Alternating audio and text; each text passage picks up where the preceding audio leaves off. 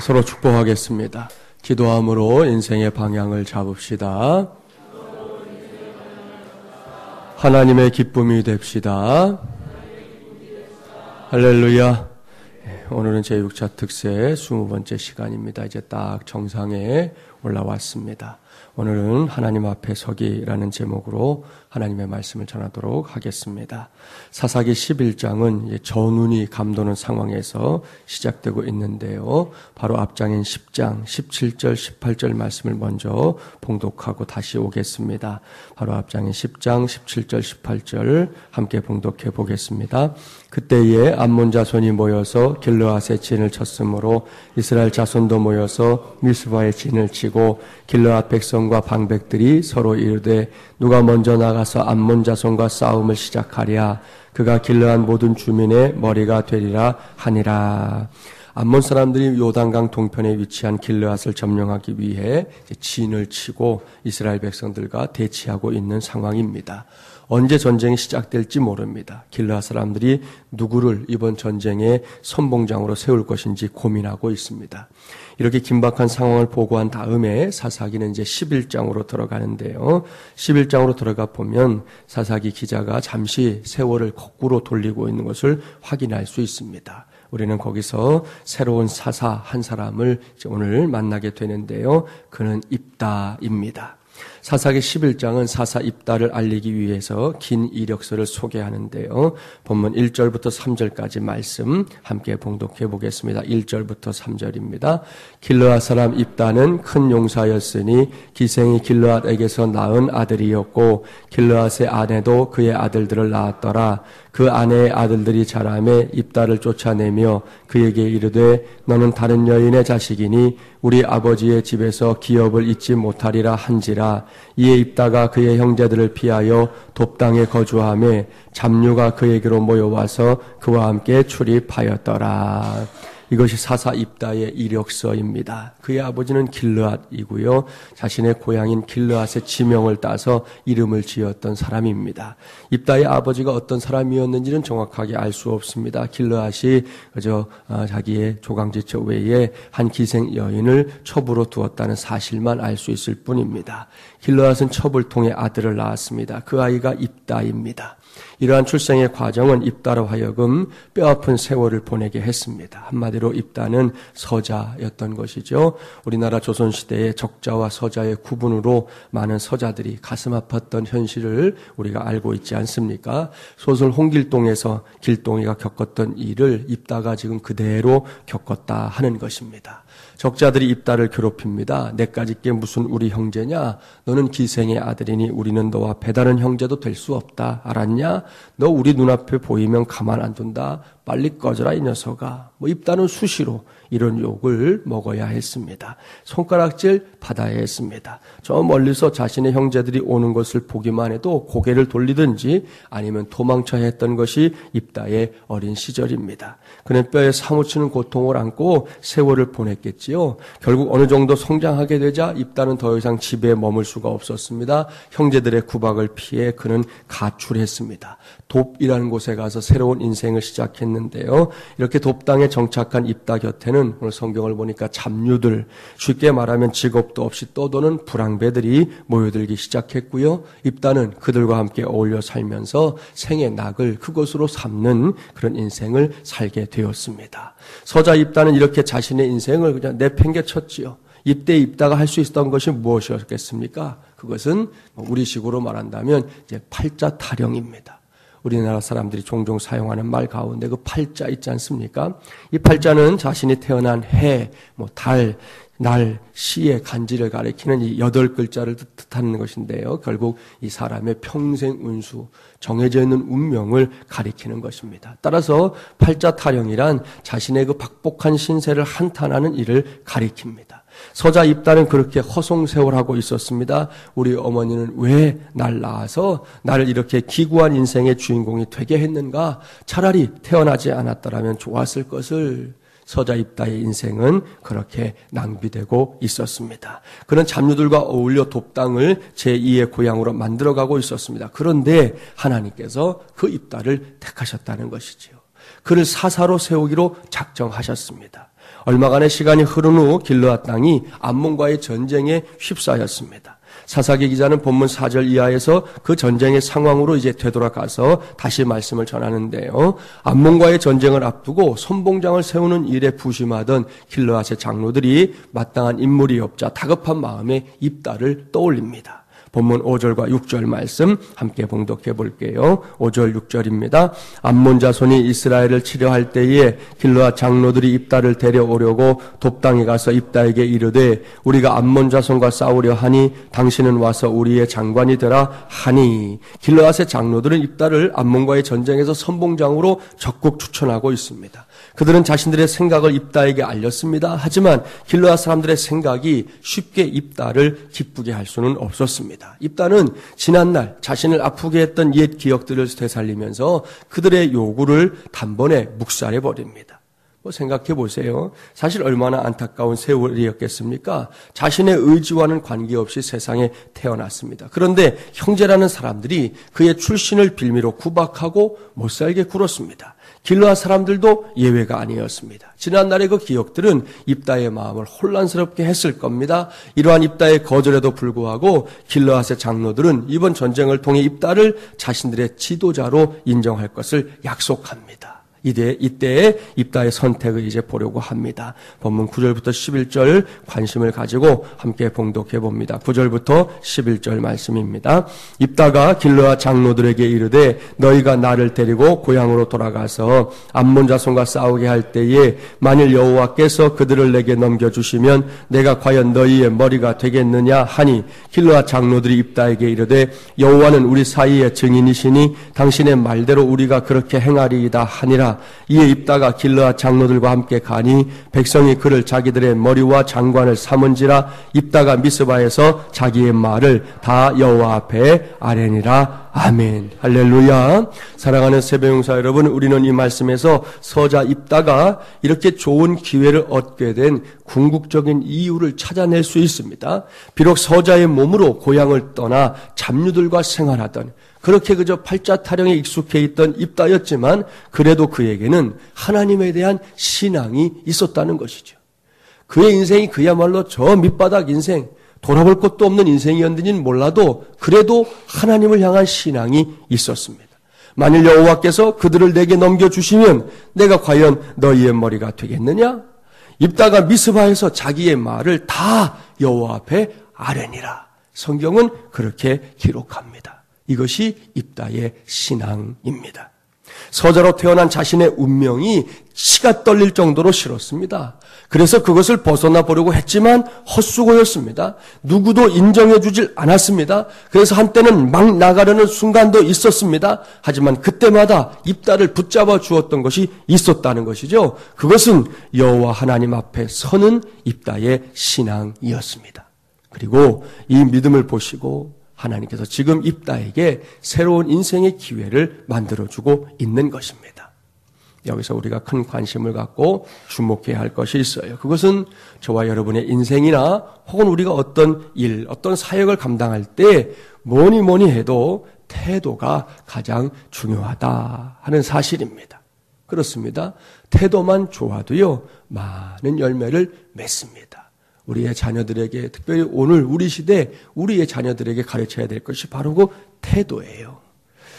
제가 어저께 강 목사님하고 이렇게 신방을 가다가 정말 어이가 없는 일을 좀 당했어요. 그래서 정말 그 신방 가는 내내 고민을 했는데 하여튼 뭐 결국은 마음먹은 대로 하진 않았지만 우리 다다학원 쪽으로 이렇게 차가 가는 길이었어요. 신호등에 서 있었는데 저희 강 목사님과 제가 탄 차가 서 있고 그 옆에 이제 버스, 이 근처에 있는 사립초등학교 버스예요. 버스가 서 있었어요. 어제 좀 날씨가 좀 더웠잖아요. 그래서 창문을 조금 내렸다가 이렇게 밖에 공기가 들어오게 하고 있는데 어떤 아이가 말을 하는 거예요. 그래서 저는 그게 뭐 저한테 하는 말인지 몰랐는데 이 녀석이 이제 그 문을 이렇게 버스 문을 만하면 이렇게 열고 얼굴 내밀고는 거기다가 이제 반말을 하면서 말을 하는 거예요. 들으라고, 저 들으라고.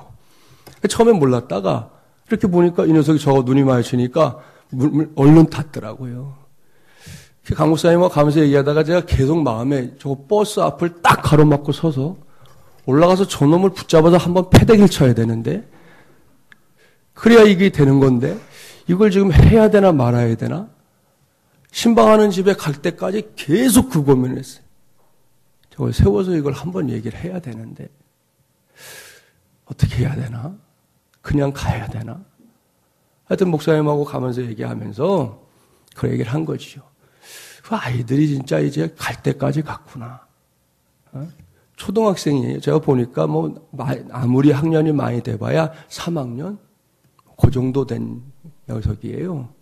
근데 그런 녀석이 지나가는데 자기가 알지도 못하는, 더군다나 어쨌든 어른한테 반말하고 막말하고. 지금 우리 애들이 그 모양까지 된 거예요. 지금까지 또 처음 겪는 일이에요. 다음에 그러면 꼭 버스 앞에 차를 세우려고 그래요. 그래서 그 녀석의 부모를 만나든지 그 녀석을 데리고 한바탕 하든지 해야 되겠다. 어제 제가 그랬어요, 목사님한테. 내가 혼자 있으면 나 벌써 저 앞에 갔다 차 들이박았다 그랬어요. 참 안타까운 일이에요. 우리 아이들이 그 정도밖에 태도가 없다고, 그런 태도밖에 없다고 그러면 걔네들의 미래가 뭐가 되겠어요? 소위 말한 사립초등학교, 부모가 어느 정도 형편이 되니까 보냈겠죠? 그렇게 해서 커서 뭘 하면 걔가 잘 할까요? 아니요. 그럴 것 같지 않아요. 정말 이 태도라는 게 그래서 중요하다. 그런 생각이 들었습니다. 제가 나름 그동안 목회하면서 많은 사람들 만났지 않습니까? 이런저런 동역자들 가운데 최고의 동역자는 능력과 태도를 겸비한 사람이에요. 뭔가를 맡겨놓으면 걱정할 필요가 없을 정도로 능력을 갖춘 사람이 태도까지 좋다. 금상첨화입니다. 하지만 모든 사람들이 그럴 수는 없잖아요. 어떤 사람은 능력이 탁월한데 태도가 문제가 있고요. 어떤 사람은 태도는 참 좋은데 능력이 부족한 경우가 있습니다. 이럴 때 여러분의 선택은 무엇이냐는 겁니다. 저는 고민하지 않고 태도를 선택합니다. 그러면 항상 그래도 잘 선택했다 하는 생각을 하게 됩니다. 생각해 보십시오. 능력이 부족한 사람은 좀 더 시간을 주면 돼요. 능력이 탁월한 사람이 하루 만에 해내는 일이라고 하면 능력이 부족한 사람에게는 이틀이나 사흘을 주면 그 사람도 해냅니다.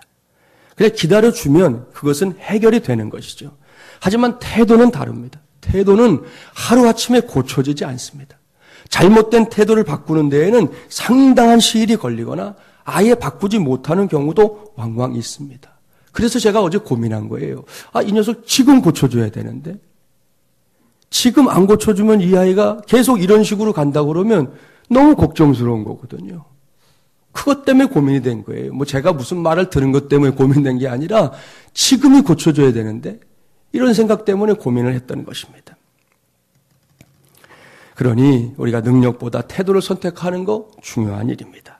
오늘 입다의 삶을 보세요. 그의 인생 속에서 발견할 수 있는 몇 가지 삶의 태도가 있는데요. 그것을 제가 이 새벽에 삼방이라고 부르려고 합니다. 세 가지 방이 있다.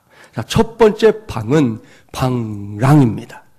방랑이 뭔지 아시죠? 방랑은 대책 없이 이리저리 떠다니는 삶을 의미합니다. 우리 옛날에 방랑시인 김삿갓 많이 우리 들어보셨죠? 이것은 표류하거나 유랑하는 인생입니다. 뚜렷한 목적의식이 없습니다. 이런 사람의 특징이 뭘까요? 그것은 남들이 하는 대로 그냥 의미 없이 따라하는 겁니다. 예를 들어서 남들이 유학 가면 자기도 유학합니다. 남들이 유행이라고 하면 자기도 그대로 따라합니다. 입다의 경우에는 자기 신세가 초라하다 생각하고는 다른 사람들이 막 사니까 자기도 그렇게 막 살았습니다. 이것은 자기가 지금 뭘 하고 있는지 왜 하고 있는지를 모르고 편승하는 그런 인생입니다. 오해는 하지 마세요. 무조건 뭘 하지 말라 그런 말이 아닙니다. 뭘 하는 건 좋은데 그것이 방랑하는 것이 되게 하지는 말자 하는 그런 의미입니다. 두 번째 방은 이 방황이고요. 세 번째 방은 방향입니다. 이번 특세의 주제죠. 먼저 방황은 방랑과 분명히 다릅니다. 방랑은 말씀드린 대로 뚜렷한 목적의식이 없는 것입니다. 하지만 방황은 목적이 있어요. 문제는 목적이 있는데 분명히 있는데 세 번째 방인 이 방향을 찾지 못할 때까지의 상황, 그것이 방황입니다. 그렇기 때문에 방황은 목적을 추구하기 위한 탐색의 시간이다. 그렇게 말할 수도 있습니다. 사도행전을 한번 떠올려 볼게요. 바울이 2차 전도여행 때 이 아시아로 가고자 했습니다. 그런데 성령이 막으셨어요. 그래서 이번엔 비두니아로 가고자 했습니다. 성경의 표현을 그대로 옮기면 예수의 영이 막았습니다. 우리가 바울의 입장이라면 이런 상황에서 머리를 쥐어뜯고 싶지 않겠습니까? 아니 다른 것도 아니고 하나님께서 가장 기뻐하시는 복음을 증거하는 일입니다. 그런데 왜 번번이 하나님께서 그 길을 막으시냐는 것이죠. 바로 그것이 그 시간이 방황입니다. 복음 증거하는 목적을 확실하게 그리고 구체적으로 이루기 위한 방황의 시간이 바울에게도 있었다는 말씀입니다. 그 다음의 일 아시죠? 방황 속에 있던 바울이 손짓을 하는 마게도냐인의 환상을 봅니다. 건너와서 우리를 도와주십시오. 이 일을 통해 바울은 확신을 갖고 마게도냐로 오늘날의 유럽인 그 유럽의 첫 관문인 빌립보로 향합니다. 이것은 바울이 빌립보라는 이제 방향을 구체적으로 잡고 거기에 집중하게 됐다는 의미입니다. 사랑하는 새벽용사 여러분, 방황은 방향을 찾기 전에 거쳐야 할 필수 코스입니다. 그렇기 때문에 방황은 다른 말로 하면 유연성이다. 그렇게 말할 수 있습니다. 사실 고집불통의 사람은 이 방황의 유익을 잘 모르게 되잖아요. 처음부터 오로지 목적을 향해 직선으로 가려고만 합니다. 이것이 어려운 일이지요. 장기 아시잖아요. 장기를 둘 때 이 차, 포가 강합니다. 장기판에서 차와 포만큼 강한 게 없거든요. 왜 그렇습니까? 가는 길이 자유롭거든요. 차는 뭐 사방으로 못 가는 데가 없고 포도 여러분 결국 한 번 직진에 대각선으로 이렇게 가는 일들이 못 갈 데가 없는 거예요. 그렇기 때문에 차와 포가 강한 것입니다. 반면에 쫄은 어떻습니까? 말 그대로 쫄다가 장기판에서 순식간에 사라지는 게 쫄입니다. 왜요? 쫄은 한 칸밖에 가질 못해요. 뒤로는 가지도 못하고 옆으로 한 칸 가든지 앞으로 한 칸 가든지 그거 외에는 할 수 있는 것이 없거든요. 그러한 제한성 때문에 금방 상대방에게 잡아먹히고 마는 것입니다. 그래서 유연성이 능력이다. 그렇게 말씀드릴 수 있는 겁니다. 오늘날 현대전쟁은 최첨단 무기전입니다. 곡사포는 사실 별로 무섭지 않다고 그래요. 왜냐하면 나름대로 이렇게 좌표를 정해놓고 쏘지만 그래도 멀리서 쏘니까 정확도가 떨어지기 때문입니다. 그런데 요즘에 계속 문제되는 미사일은 어떻습니까? 고도의 정확성을 요구하는 미사일은요, 요즘은 아예 크루즈 기능이라는 것까지 갖췄습니다. 크루즈 기능이 뭐냐? 순간순간 이게 날아가면서 새로운 정보를 막 입력해가지고 마침내 목표물을 맞힐 때까지 궤도를 계속해서 수정할 수 있는 기능입니다. 처음에 이렇게 날랐는데 가다가 목적지가 맞지 않으면 또 수정을 해요. 또 수정을 해요. 또 수정을 해서 아무튼 목적지에 맞출 때까지 계속해서 수정할 수 있는 기능이 크루즈라는 기능인 것입니다. 그렇기 때문에 이런 미사일은 백발백중. 가끔 여러분 전쟁 있을 때 이렇게 영상 나오는 거 보셨잖아요. 땅속까지 파고 들어가요, 얘네들은. 그게 어떻게 가능하냐? 크루즈 기능이 있기 때문에 그런 거예요. 목표물을 정확하게 타격. 여러분 수천 킬로 날아가서도 맞출 수 있는 것은 그런 의미 때문에 가능하다는 것입니다. 저와 여러분의 삶도 마찬가지입니다. 수정 기능이 있는 인생이 크루즈 인생입니다. 그런 관점에서 볼 때 열심히 있는 사람이 성공할 가능성이 높아요. 왜? 열심이라는 것은 가만히 있는 것을 의미하는 게 아니지 않습니까? 이것저것을 다 해봅니다. 그렇게 여러 시도를 통해서 해도 될 것과 안 될 것을 분석하는 능력이 내 안에 생기는 거예요. 그러다가 소위 말하는 감을 잡습니다. 이것저것 하다 보니까 감이 온다고요. 그러면 될 것을 붙잡습니다. 그리고 집중합니다. 이것이 크루즈 인생입니다. 그러니 거기에 열매가 없을 수 있겠습니까? 입다의 인생이 이러한 사실들을 보여줍니다. 앞서 말씀드린 대로 그는 처음에 분명히 방랑하는 인생이었습니다. 그런데 성경을 보니까 그가 방랑하는 자기의 인생에 대해서 회의를 느꼈던 것 같아요. 그때부터 그의 방황이 시작된 것입니다. 그동안은 아무런 목적 의식도 없이 살았지만, 그래서 잡류들과 어울려 살았지만 그런 깨달음이 온 다음부터는 그럴 수가 없었습니다. 뭔가 다른 인생을 살고 싶었습니다. 입다의 마음속에서 그러한 마음을 불러일으킨 것이 과연 무엇입니까? 바로 하나님이었습니다. 그의 인생이 막장 인생이 아니라 하나님 앞에 서기로 우뚝 세워지게 된 것입니다.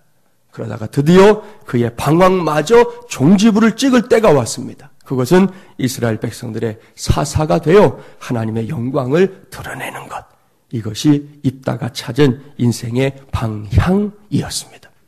사랑하는 여러분, 놀라운 일입니다. 그리고 감사한 일입니다. 입다의 일이지만 우리가 볼 때도 감사한 일입니다. 우리 모두가 흠모해야 할 일입니다. 그렇습니다. 우리 중에는 방랑의 시기에 놓인 사람들이 있을 수 있습니다. 방황의 시기에 놓인 사람들도 있을 수 있습니다. 그리고 방향의 시기를 맞은 사람도 있을 수 있습니다. 우리의 목표는 분명합니다. 이번 특세의 주제대로 저도 여러분도 인생의 확실한 방향을 잡는 것.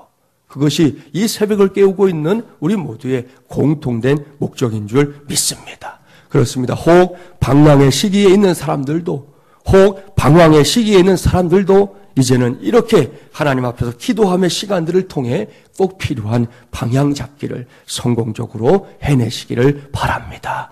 이를 위해 이 새벽에 우리가 힘써야 할 것 한 가지, 그것은 입다가 했던 것처럼 하나님 앞에 서기, 그것을 해내는 것입니다. 그것이 모든 인생의 방황을 마치고 또 방향을 잡게 되었던 입다의 삶의 근거였기 때문입니다. 입다처럼 저도 여러분도 오늘 이 새벽 하나님 앞에 서기를 통해 마침내 하나님의 영광을 드러내는 인생의 방향 잡기를 성공적으로 해내게 되기를 주님의 이름으로 간절히 축원합니다.